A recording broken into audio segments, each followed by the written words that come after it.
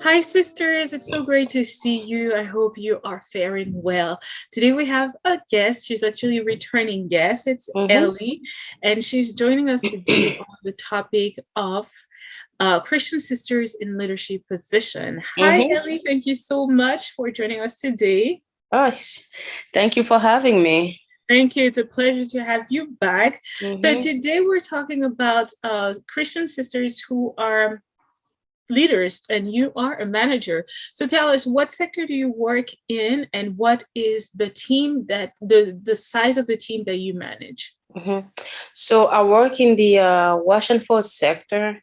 So basically what we do is, go to customers, pick up the clothes, come back, wash and fold the clothes, and then, deliver it back to them. And Oh, so those are for people who don't want to do their laundry. You guys take care of that.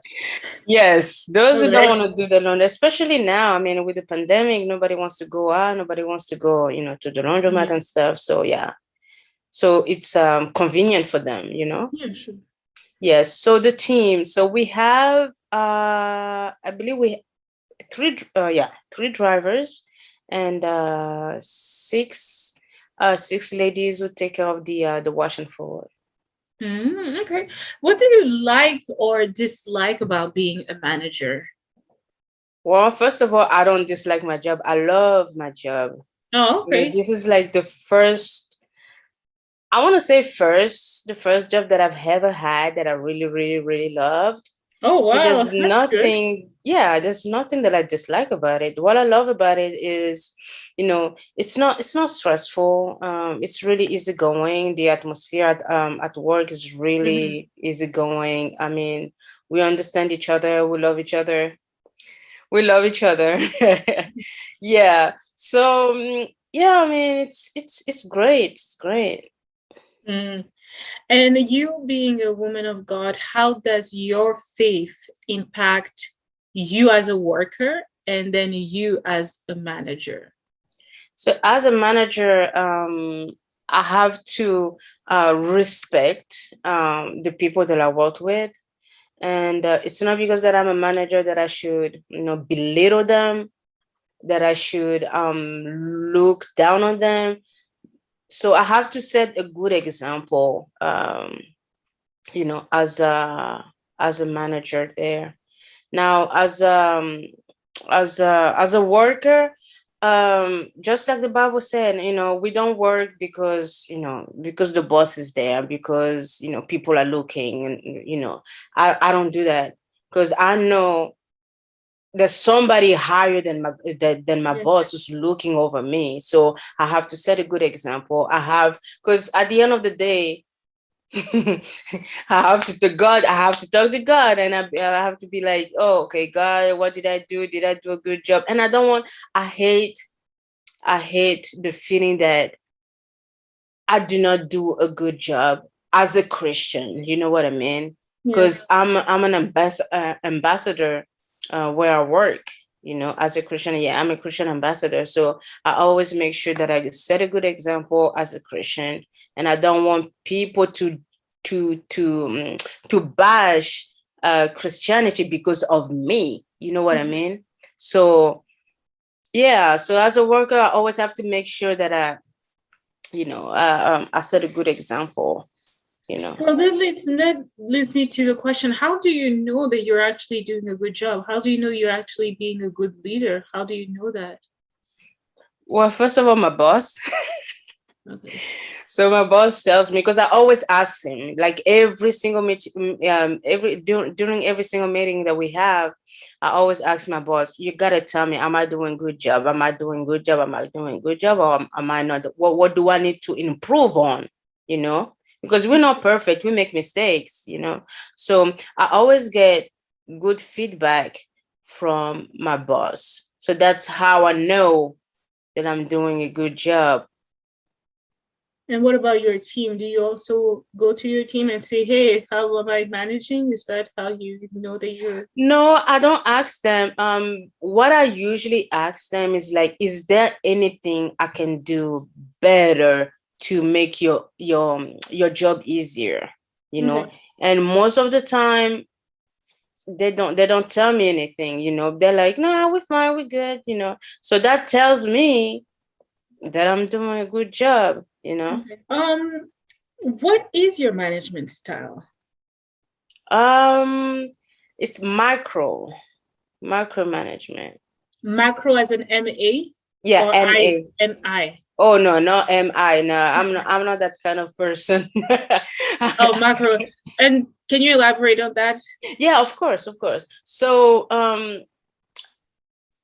in my previous job, the reason that I left is because I had a supervisor who will always micro manage us. Like every single thing that we would do, it would always be on our back and be like, you did this wrong, you did this wrong. And I was like, man, I did not like it at all. And most of my colleagues did not like it. So when I got the position as a manager, I told myself I would not do that to people because I hate it. I hate the fact that my former supervisor, was micro, you know, manage me. So I was like, okay, I'm not gonna do that. I'm the least I can do, is to tell the employee how to do stuff, you know. So even when they make mistakes, I'm not like, oh, why did you do this? Why did you do that? You're supposed to be like this, blah, blah, blah, blah, blah, blah, blah, blah. So no, I'm not like that. Now, if there's a major mistake, that's when I step in, then I'm like, okay, this is how you were supposed to do this. Okay, let's fix this. We all make mistakes, it's not the end of the world. Let's get together and find a solution to the problem or to the mistake.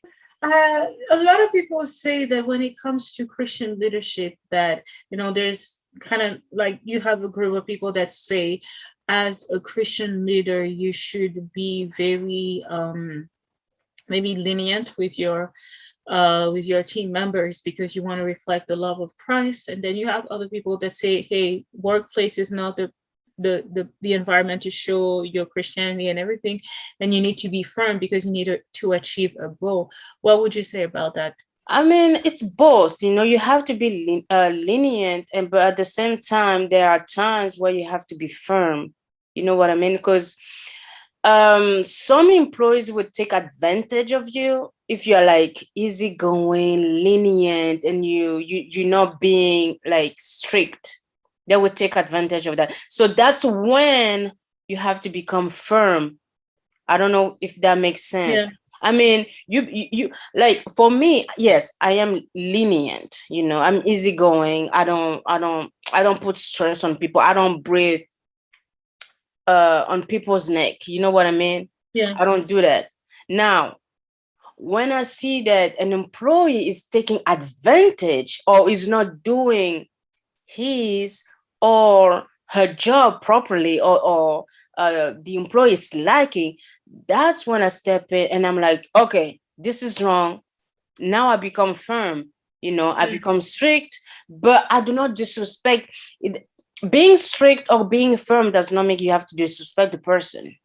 I don't know if that makes sense. Yeah. You do not disrespect the person, and you won't, like, for me, I had an instance when the employee took advantage of I don't want to go I don't want to go deep into the situation, but she took advantage of the freedom that I was giving her. Okay.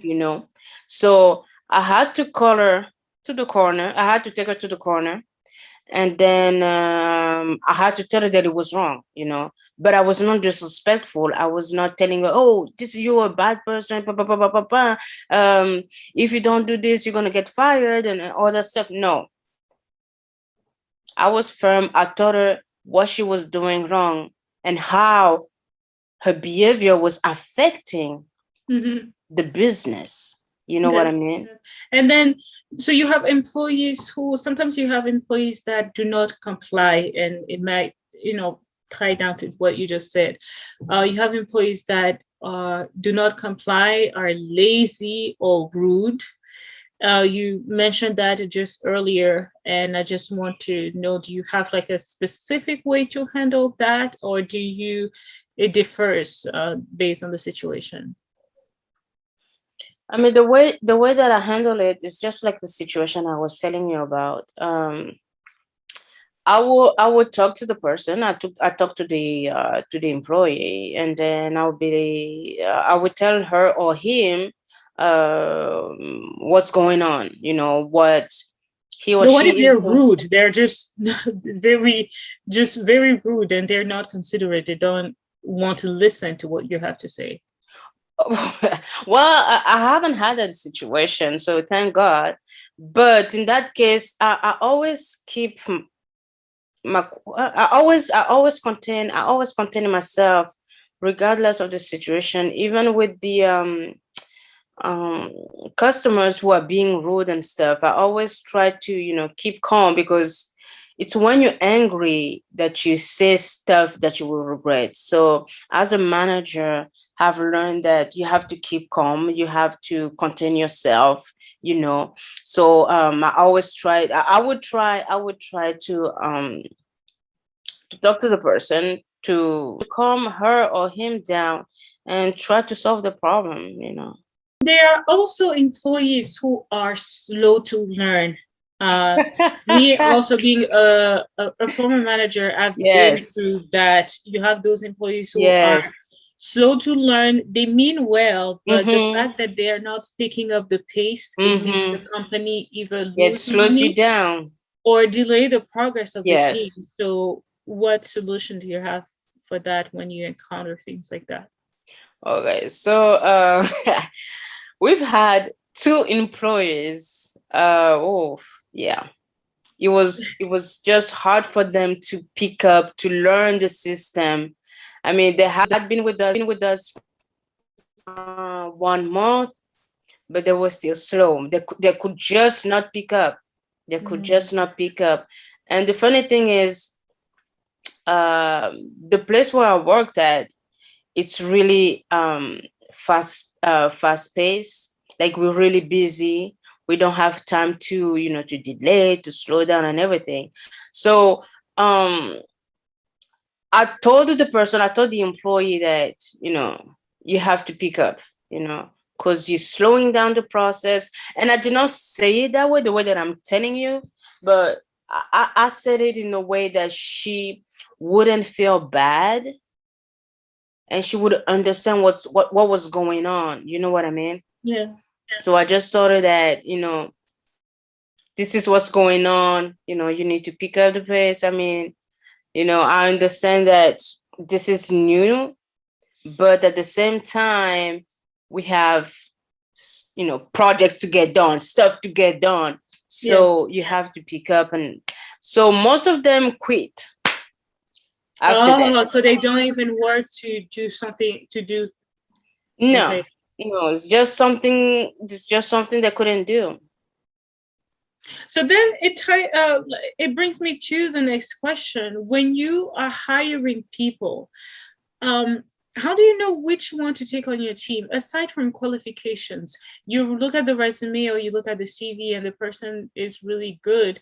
But Mhm. in the case that you have, let's say someone had a good resume and good CV, what else do you factor into your decision to hire a person? So, my main what I always look for is how the person's going to fit in the team. Mm-hmm. So, of course, during the interview and even reading the resume doesn't help. You can't really tell, Yeah. because you be like, okay, this is a fast-paced business. We need you to pick up. Blah blah blah blah blah. You need to be fast. That person's what is that person gonna say? Oh yeah, that's no problem. Yeah, I can deal with pressure. I'm fast.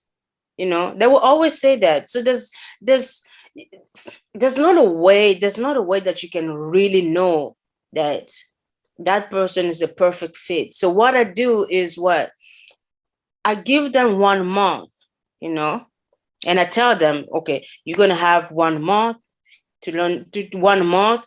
So for 2 weeks, she's going to learn the system, or he's going to learn the system. So that person can be slow, can be whatever.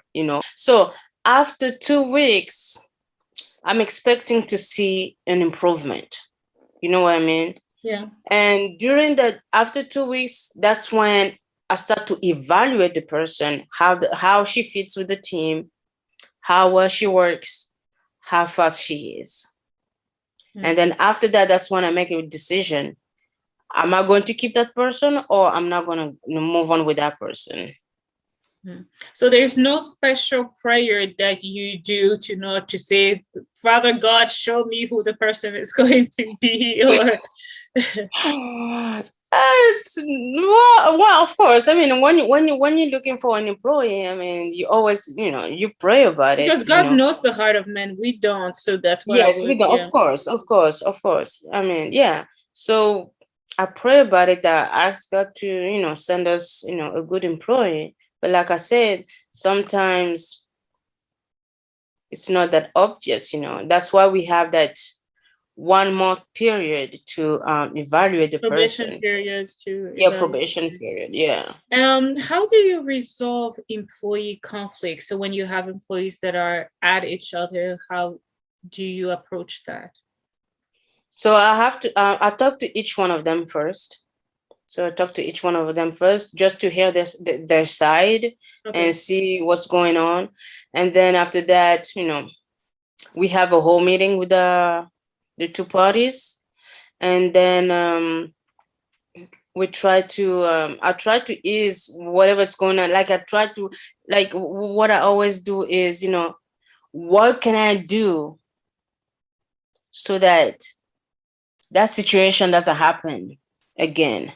Or what can I do? Do you want me to shift the schedule? Is there anything you want me to do so that you will feel comfortable working with that person? Because I don't know. I don't know. So I always ask them, what can I do to make the situation better? Okay. And also on their part, they have to try their best, because it's a teamwork. It's a teamwork. You don't want to come to work and then you're not getting along with somebody, because it's not a good vibe. So as of today, if you were to look at what you have accomplished so far as a manager, what do you think is still left for you to improve, if anything? I want to say patience. Because sometimes it's hard. I mean, I don't show it, but in my heart, I know that I need to have some patience. With yourself or with the team or your boss? Patience with. Excuse me? I say patience with yourself or with the team or the boss or the customers. Oh, maybe? No, with like I said, my boss is the best. So yeah, I have no complaints about him. I'm talking about the employees. The employees. I need patience with them. A lot of patience. Well, on our previous episode here on Sisters Corner, we talked about a topic called higher calling. Okay. And we talk about how children of God should not solely focus on just going to work and making money. It's more than that, because as a child of God, like you said yourself, you first of all an ambassador of Christ. Yes. So wherever we go, we need to respond to that higher calling. What do you think for you is your calling when you're going to work? I think first and foremost, all Christians, our mission, wherever we are, is to be ambassador, like I said, is to be a good example, because they have to see that we're not like other people, if that makes any sense. Like, they have to know that there's something different about us, the way we handle situations, the way we talk, the way we do our job. They have to know there's something with that person. She doesn't get angry. She doesn't do this. She doesn't curse. She treats people the right way. She doesn't look down on people and everything. So they have to see that there's something different about us. I mean, we don't have to say, oh, I'm a Christian, I go to church every Sunday, I read my Bible, I do Sunday school and everything. No, we don't have to do that. We don't have to do all that. We just have to be a good example. We have to people have to see that there's something different in us. And they want to ask us questions. What is it? How come you always like this? How come you always do this? How come you always? That's when we start talking about God. Oh, well, because, as a Christian, I'm not supposed to do this. As a Christian, I'm not supposed to do that. And what legacy do you want to leave with your team at the end of the day? If you were ever to leave this place and go to another one, what legacy would you want people to remember you for? Well, I want people to remember me as a good manager, of course, as an easygoing person, as a person who respected them, who always made sure that their needs were taken care of.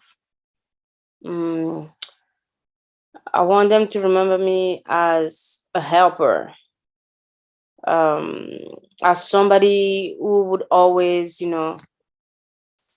make things easier, somebody who would not freak out when situation got worse or whatever. So we're almost wrapping up, and I thank you so much for your great insights and input. Yeah. What would you like to say as a last note for the sisters out there who hold leadership positions? Take it easy. That's all I can say. Take it easy. There's no point in, stressing yourself, there's no point in disrespecting people because you're a manager, because I see a lot of people, they're managers, they're supervisors, and they always stress. They're always, looking down on people. I mean, there's no point, there's no point. Life is so short, Yeah. Life is so short. Why stress yourself? Why? Like, for me, as a manager, I always try to take things easy. That's what I always do. Like, I don't stress out. I'm not, like, I respect people. I respect the people that I work with, like the employees. I don't, even when they make mistakes, I'm not like, oh, what did you do? I mean, it's just, life is too short. Why stress out? Why? Take it easy.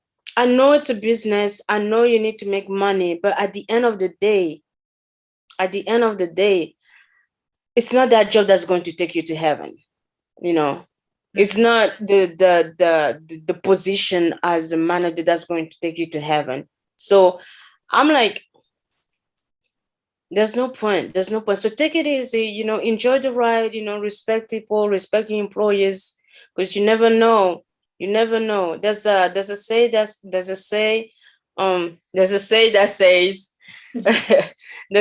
says that be careful of the people that you meet on the way on your way up, because you're going to meet them on your way down, because you don't know what's going to happen tomorrow.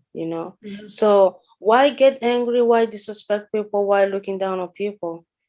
Because you don't know what's going to happen. Because with the pandemic, a lot of people found themselves with no job. They have masters, they were managers in their businesses, but now they're working at the gas station, they're doing this and doing that, and what if the person that you were disrespecting is now the guy you're working for? So just enjoy the ride and just take it easy. Well, thank you so much. I greatly appreciate you taking the time to answer these Sure. questions. And thank you so much for all your answers and suggestions and counsel. Thank you so much. Appreciate you.